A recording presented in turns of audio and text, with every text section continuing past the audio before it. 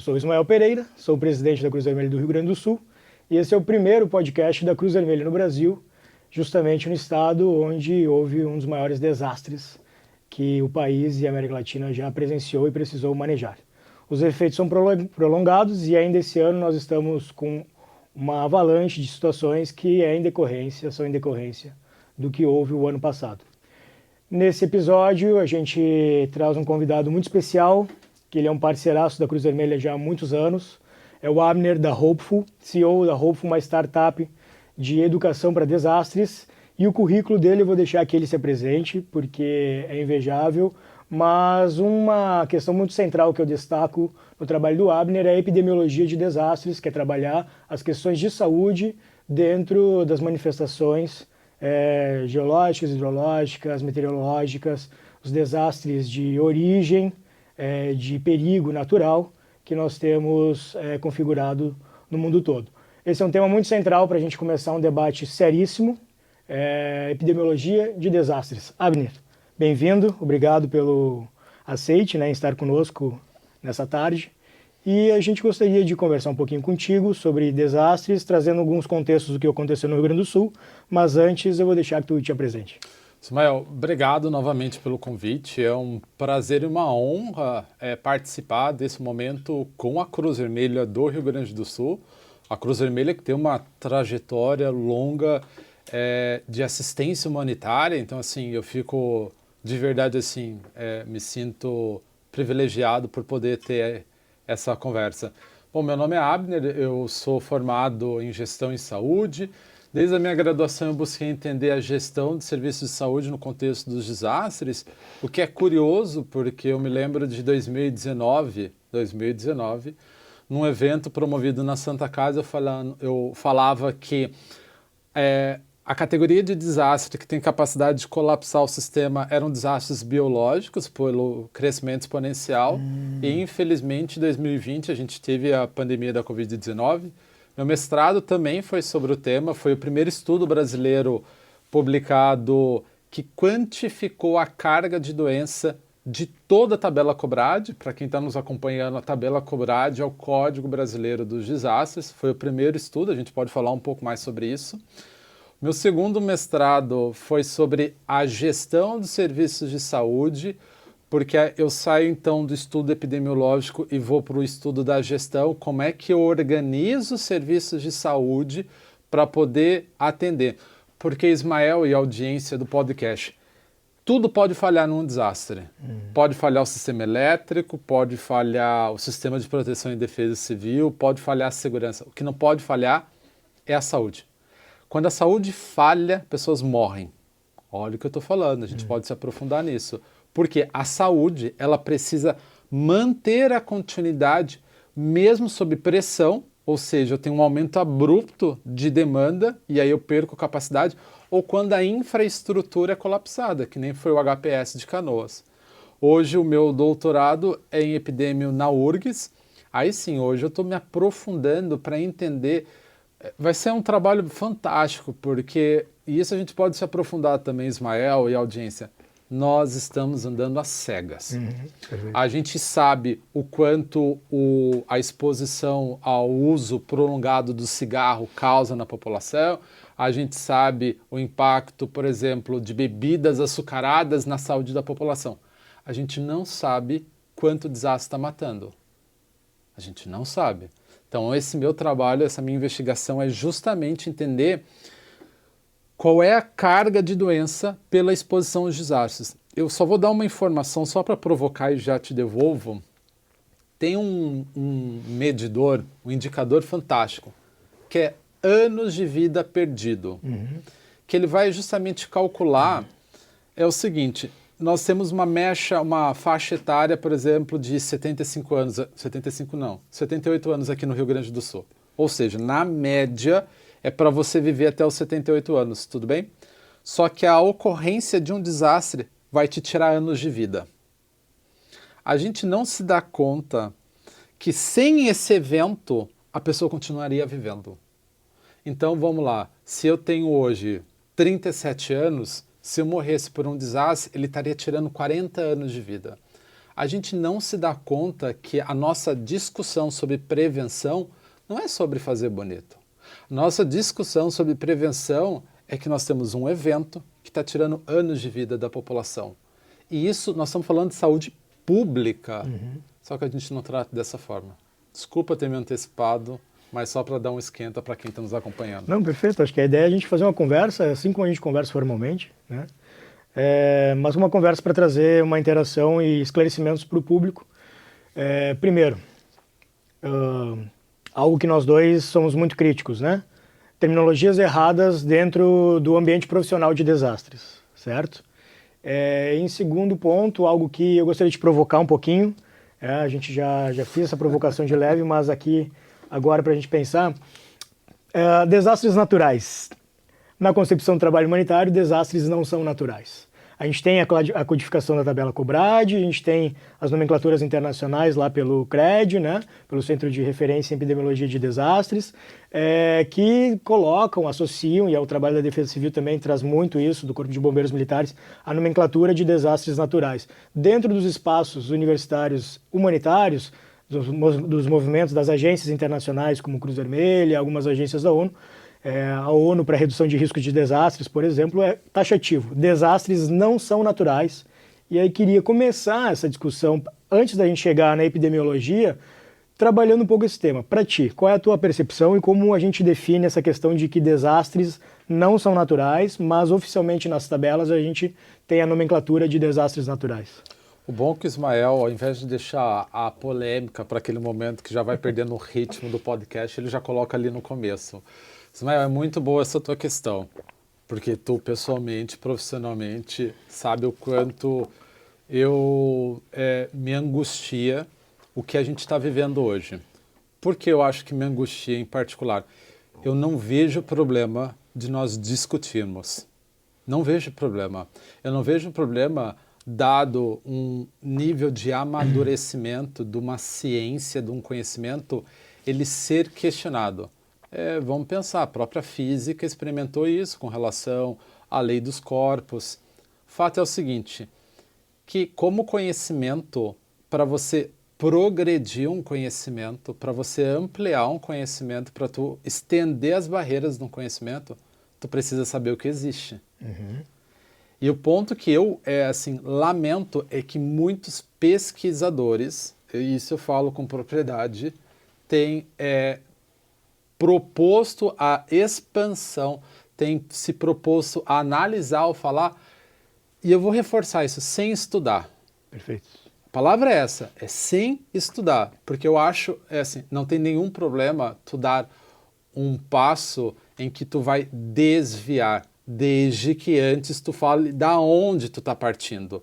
Por exemplo, o Rio Grande do Sul foi inovador, e eu estou sendo irônico, na criação de uma classificação, desastre climático. Isso não existe na tabela COBRAD. E não haveria nenhum problema dos pesquisadores proporem a criação de um novo conceito. Mas aí tu tem que partir do que existe. Tu tem que virar e falar assim, até esse momento nós temos essa tabela e por novos fatores a gente está propondo novo. Não é isso que está ocorrendo. A gente está vendo pessoas fazerem afirmações categóricas na posição de pesquisador porque eles acharam interessante aquela expressão. É porque eles leram, eles ouviram na imprensa e estão vinculando isso como ciência. Eles simplesmente abandonaram a ciência do desastre, para poder começar a fazer afirmações. Eu tive a oportunidade de acessar o artigo de uma pesquisadora indiana, que eu acho que como pesquisador, isso é para mim, isso é para ti, Ismael, para quem está nos acompanhando aqui, a gente tem responsabilidade. Olha o que eu estou falando, eu até levantei um pouco da cadeira aqui, para dar essa ressalta. Nós temos responsabilidade de publicar. Parece estranho que eu estou dizendo assim, não é só para ter aprovação, conhecimento. Não, a gente só consegue expandir um conhecimento publicando, porque o que fica de nós é o documento que está publicado. Por que eu estou falando isso?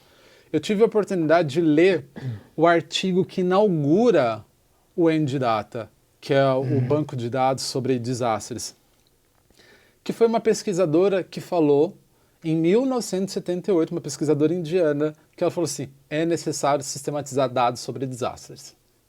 Ela falou isso, ela inaugura o banco de dados. E aí, 10 anos depois, se cria o Centro de Epidemiologia de Desastres. E aí, outros 10 anos depois, um grupo de especialistas senta e cria uma classificação sobre o tema. E essa classificação passa a ser adotada por todos que praticam desastre. Qual que é a classificação? Foi publicada em 2008 e 2009 pelo CRED. A partir daquele momento, o Brasil, em 2012, assina uma instrução normativa dizendo que a nossa tabela COBRAD vai se basear naquela classificação.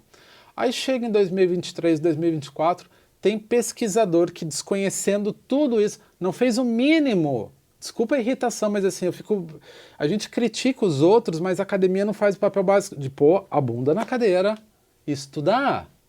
Não é porque tu entende muito de hidrologia, não é porque tu entende muito de assistência social, que porque tu viveu ou acompanhou os recentes desastres no Rio Grande do Sul, que isso te coloca num local de fala para dizer sobre desastre.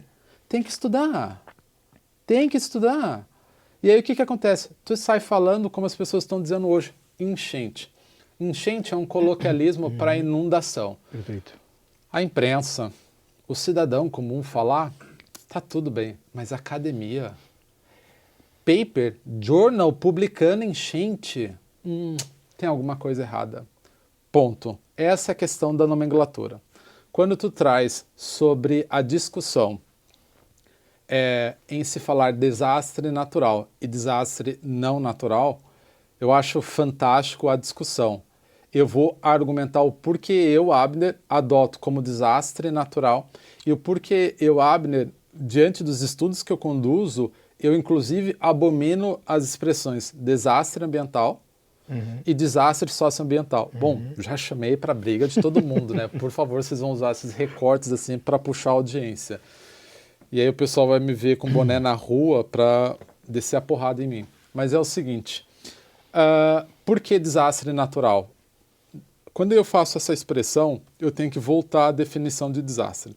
Definição de desastre, segundo Castro, em 1998, é o resultado entre o evento adverso que vai interagir com um ecossistema vulnerável e gerar danos. Quando eu falo que o desastre é natural, a crítica que surgiu principalmente da sociologia dos desastres. A sociologia dos desastres tem os dois pés nessa visão de que desastre não é natural. Para a definição de desastre natural, eu não estou me referindo à vulnerabilidade como natural, que é a crítica da sociologia dos desastres. Eu estou me referindo ao evento adverso, que é de origem natural. É o evento geológico, é o evento biológico, é o evento climatológico. Então, eu, Abner, como quem pratica, quem pesquisa, volto a afirmar que desastres são naturais. Não, e muito da sociologia que critica fala que ao se adotar a expressão desastre natural, você está naturalizando os danos, ou seja, tu está dizendo que você não poderia ter danos diferentes porque aquilo independia de qualquer coisa que tu podia fazer. Eu não vejo dessa forma. E, novamente, como eu falo, não é a questão de eu falar que é natural a vulnerabilidade. É natural o evento adverso. Ponto. Eu vou trazer mais duas questões sobre desastre ambiental e desastre socioambiental. Primeiro, não existe desastre ambiental. Existe desastre com dano ambiental. O dano é ambiental. O dano é ambiental. Exatamente. Eu não estou falando que a origem é ambiental. Então, quem usa essa expressão? Jornalista usa essa expressão desastre ambiental. Pessoal do direito tem publicações e publicações falando de desastre ambiental. Não existe desastre ambiental. Existe desastre com dano ambiental. Ou socioambiental, ou social. Aí que tá. Desastre socioambiental. Alguém virou para mim, novamente, o pessoal da sociologia dos desastres vão me encontrar em algum congresso e descer a porrada em mim. Mas vamos lá. Por que também não existe desastre socioambiental? Eu tive a oportunidade, eu gosto muito de arqueologia. E tem uma ciência que é a arqueologia dos desastres. Porque existe um senso comum na cabeça das pessoas de que desastre é algo contemporâneo. Não. Desastre acompanha a humanidade desde sempre. Eu tive a oportunidade de pegar um documento, acessar um documento de 1598. 1598. O título do documento... Aonde? Oi? Aonde? Eu consegui...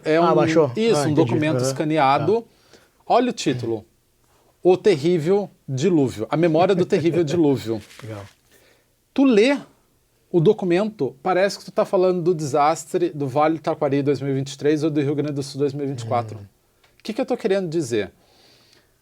A visão da sociologia dos desastres vai dizer que há uma construção social da vulnerabilidade, por isso o dano. E eles vão amparar essa construção social dizendo sobre criticando a urbanização e criticando a industrialização. Só que esse documento é uma das evidências empíricas que mostram que o desastre ele vai causar danos independente da urbanização ou do mundo pós-industrial. Tu entende? O relato de pessoas que morreram, de casas destruídas, é idêntico ao nosso. Ou seja, não é a construção social que vai causar os danos. Agora eu apanho, né? Não, acho importante porque tu traz desastre como um conjunto.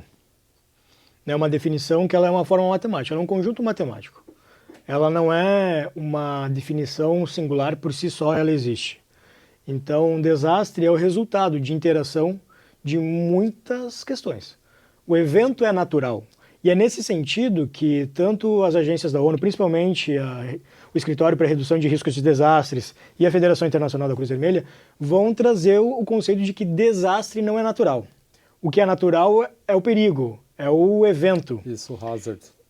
Que aí vai interagir com questões de exposição, vulnerabilidade, com a capacidade que o meio tem em manejar com essas adversidades e, essencialmente, produz danos. Desastres precisam produzir danos, porque um evento meteorológico no meio do mar que não atinge a nossa costa e que não causa danos estruturais, humanos, não é um desastre.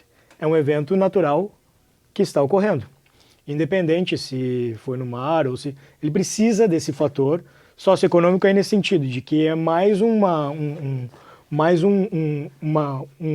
agente interagindo, né? E aí acho que eu quero que tu me mande depois esse documento. Vou deixar no link do vídeo do YouTube e do podcast. A gente está falando com os nossos produtores aqui, cara, a gente tem produtores, isso aqui ficou muito bom. Mas nesse sentido que eu queria trazer, essa discussão do desastre não ser natural. Eu só quero deixar uma ressalva, duas ressalvas aqui. Primeiro, eu acho fundamental o debate, tá? E o que eu estou dizendo, eu não estou querendo doutrinar ou dizer que é uma visão única. Eu acho que não deixa de ser uma visão para quem pesquisa e se interessa pelo tema também ter essa perspectiva. Então, assim, tal como o Ismael colocou sobre essas agências, que eu acho importante também ter uma leitura dessa. Eu tenho outra e fiz os argumentos para deixar. Curioso, Ismael, eu acho que eu estou atraindo muita inimizade, tá bom? Porque eu ia brincar contigo dizendo que pode ter desastre sem afetar os seres humanos, que aí são os desastres com danos ambientais. Isso, danos ambientais, estruturais, econômicos, atingem outras estruturas que ainda assim o ser humano depende ou construiu de alguma maneira, ele está interagindo. Ou não, de repente, por exemplo, a gente pode ter, vamos tirar o ser humano da parada, tudo bem? Vamos tirar o ser humano. Se nós tivermos uma cadeia de montanhas no planeta que entrarem em atividade, eles vão provocar um esfriamento da superfície e toda a nossa biosfera vai embora. Então tu vê que tu tem um desastre que independente do ser humano, Legal. Entendeu? O que eu estou só tentando reforçar, pelo menos no argumento que eu faço, é para dizer que a gente, tal como a gente fala do fenômeno da gravidade, que é um fenômeno, que é um comportamento da interação entre dois corpos, comportamento físico, é um fenômeno, e tu da área vai entender melhor, que a gente ainda não olhou para ele como fenômeno. A gente está olhando ele ainda como construção social. E aí eu brinco até dizendo que a gente está numa fase do antropoceno, né? Para quem vai ter um curso aí sobre o antropoceno. Não, só para te dizer que eu acho que a gente vive um delírio tamanho que tudo tem que estar relacionado ao ser humano. E, na minha opinião, desastre ele pode ter uma gravidade em função da interação humana. mas ele ele existe independente de nós, Claro. como fenômeno. Perfeito, perfeito. O pessoal vai me bater na saída. Mais uma inimizade que eu ganhei. Da onde? Da Cruz Vermelha não, né, cara? Abner, queria que a gente entrasse um pouquinho no evento de 2024 no Rio Grande do Sul e que a gente pudesse explorar um pouco a complexidade desse evento. Claro que é um evento associado muito ao câmbio climático, mas que a gente, como a gente mencionou mais cedo, a questão das nomenclaturas erradas dentro dos espaços profissionais de trabalho com desastres. Então, gostaria que tu conceituasse, dentro dos teus estudos, o que foi que houve no Rio Grande do Sul, quais são as terminologias que tu recomenda que sejam utilizadas de maneira acadêmica e também de maneira instrutiva, né, para o público que está nos escutando, para o público que está nos assistindo, até porque a Cruz Vermelha e a Hopeful são duas organizações que prevêem não apenas o voluntariado, mas a profissionalização desses voluntários, e a profissionalização do trabalho humanitário, né? Então, eu gostaria que tu conceituasse, né, dentro da tua perspectiva, o evento complexo de 2024. Tá. Ismael, eu vou precisar dar um passo atrás para começar a trazer alguns elementos para a nossa reflexão e para a reflexão da nossa audiência. Eu me lembro que na primeira aula de epidêmio, eu ouvi uma definição da minha professora que ficou para mim, e eu acho que é didático para a gente entender. A epidemiologia é o estudo sobre a distribuição da doença, ou seja, como uma doença vai se distribuir sobre a população, tudo bem? A epidemiologia dos desastres, então, ela vai começar a observar como esses eventos vão causar desfecho sobre a saúde da população. Ao longo dos anos, a gente olhou desfecho pela exposição aos desastres no nível imediato, emergencial, colapso de prédio, trauma, incêndio, queimados. A gente só conseguia fazer o registro para desfechos de mortalidade e morbidade para aquelas primeiras 72 horas, ou seja, quais foram os danos sobre a saúde da população. Só que tu sabe muito bem, como psicólogo, que a gente tem um efeito a longo prazo disso. O que é apavorante é o seguinte: existe um documento que foi publicado, acho que na Canadian Association, eu vou tentar lembrar o nome do journal, mas em 1930, um pesquisador publicou chamando a atenção sobre a necessidade de se olhar a atenção à saúde da população a longo prazo. Aí eu te pergunto o seguinte, tu como psicólogo sabe, se eu não tenho um desfecho grave como trauma, queimado, a nossa estrutura hoje do SUS, que vai regular o atendimento da população, dá conta de fazer um atendimento em saúde mental na escala do que nós tivemos no ano passado? Quais programas a gente tem estruturado hoje nos CAPs, para quem não sabe?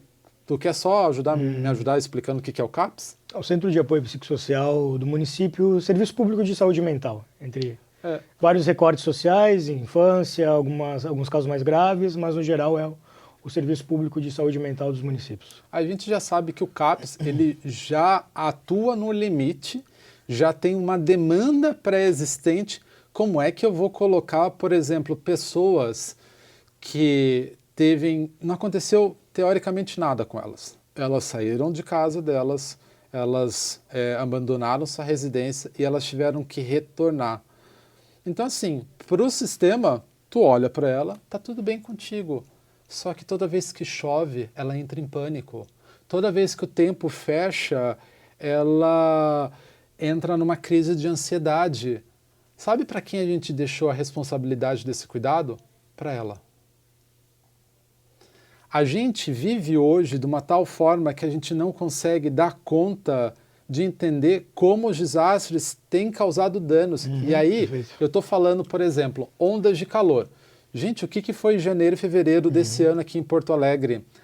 O problema de ondas de calor, de seca, é que como não é um evento agudo, ele é crônico, nos serviços de saúde eu não consigo entender que aquele cara que acabou de ter um AVC, que entrou no hospital por causa de um AVC, é por causa das altas temperaturas de toda aquela semana. Então eu só vou tratar como um AVC. A gente não está conseguindo entender o quanto a exposição aos desastres tem impactado. Qual que é o problema de tu não medir? E aí entra um aspecto interessante da epidemiologia, é que tu não gera políticas públicas. Então tu olha para um evento como o maio de 2024. Nós tivemos, infelizmente, vale ressaltar isso, 184 óbitos, fora eu acho que 25 pessoas que ainda seguem desaparecidas. A gente tem um aspecto curioso sobre esse evento, não em função dos óbitos, mas em função do engajamento da sociedade ao redor do desastre. Porque é o seguinte, Ismael, eu, tu, quem trabalha com desastre, a gente não trabalha com desastre porque a gente gosta. Não é um tema interessante, não é algo assim que tenha qualquer outro estímulo. A gente trabalha com desastre por causa dos danos. A gente quer evitar ou minimizar os danos, correto? Acho que isso está claro para todo mundo. No momento em que eu tenho um evento que gera, se eu quero reduzir danos, nós temos uma outra categoria de desastre pouco falada, pouco tratada como, que são os desastres de risco biológico. São surtos de doença, doenças infecciosas, infestação de inseto. Vou pegar só doenças infecciosas. Por exemplo, a dengue.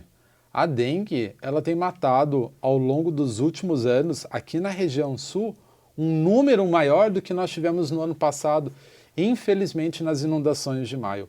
Aí a minha questão é, por que em maio nós tivemos um engajamento maciço e para uma campanha de dengue a gente não tem?